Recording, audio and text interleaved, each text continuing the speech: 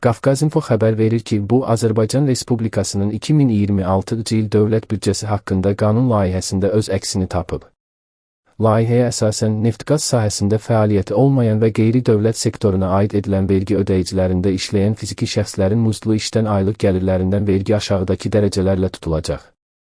2026-cı il yanvarın 1-dən 2027-ci il yanvarın 1-dək 2500 manatadək aylıq gəlirdən 3%.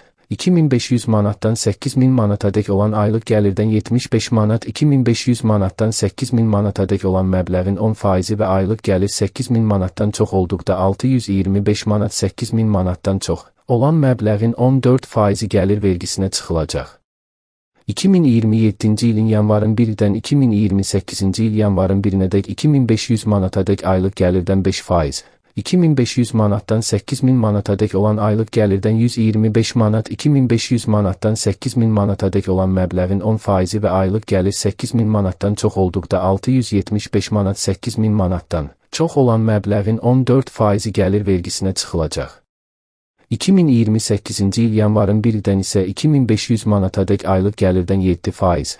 2500 manatdan 8000 manatadək olan aylıq gəlirdən 175 manat, 2500 manatdan 8000 manatadək olan məbləğin 10% və aylıq gəlir 8000 manatdan çox olduqda 725 manat 8000 manatdan çox olan məbləğin 14% gəlir vergisinə çıxılacaq.